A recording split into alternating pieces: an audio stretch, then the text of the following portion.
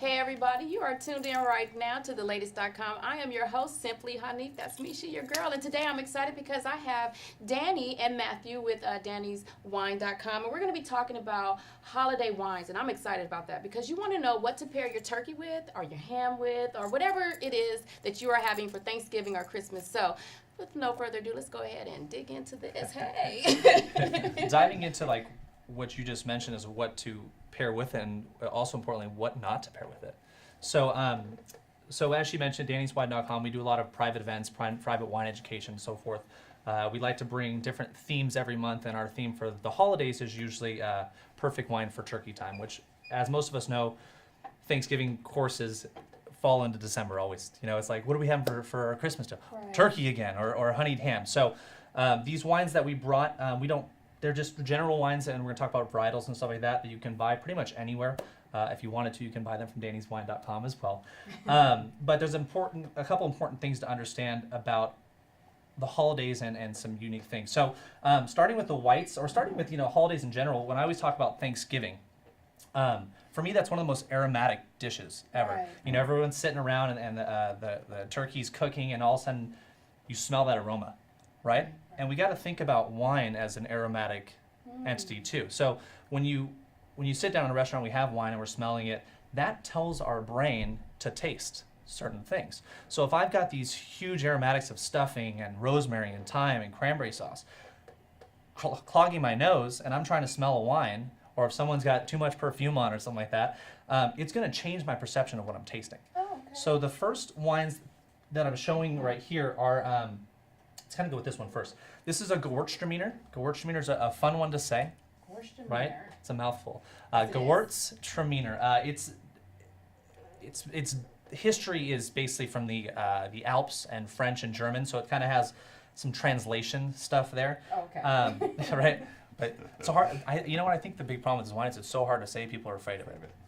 So we can say, we all know how to say Chardonnay now, but there's some wines out there, there's some grapes out there that you read them and you're like, I don't even want that. I don't know what it is. I don't even want to dive into that. But this is a wine that comes out, this particular varietal, Gewürztraminer. So varietals, same as Chardonnay, Pinot Grigio, Gewürztraminer, is highly aromatic. So all these wines are extremely aromatic, and what they'll do is when you smell them in a glass, all you smell are the essences of the wine. So they're pretty cool. This one in particular comes from an area called Oregon. Never heard of that one before. But usually Gewürztraminers are from European areas. So this one actually comes from Southern Oregon, from an area called Rogue Valley. The his name is Forrest. Their winemaker actually studied in Alsace, France for a few years, and then came back and started making some fun wines here. So it's a very unique wine.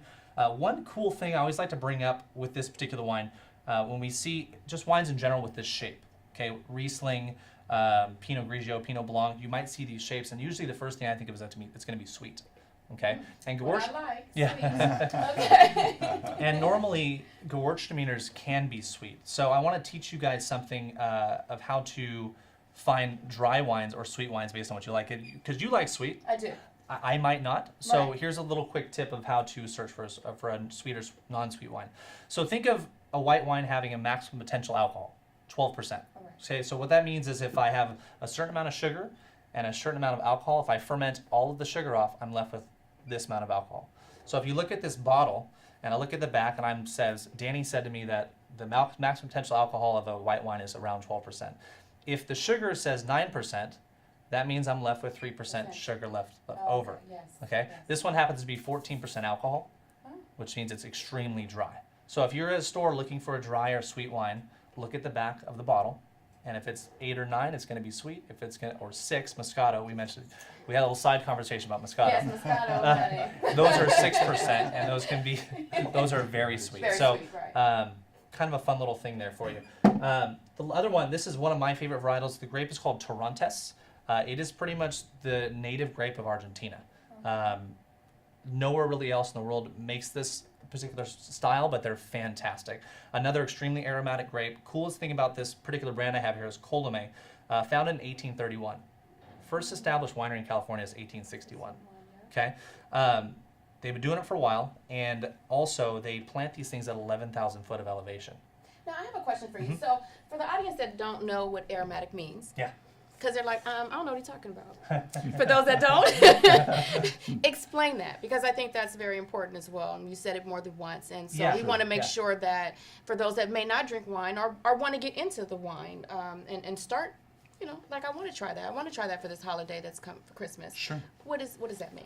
Aromatics has to do with your nose. So when you're looking at wine in particularly, you're looking at 85% of what you smell is what you're going to taste. Okay, and so aromatics is the volume of notes and smells that you're getting and are receiving through your nostrils. So when you're tasting wine, 85% of what you're tasting is through your nose, and those are called aromatics. Oh, we've been educated.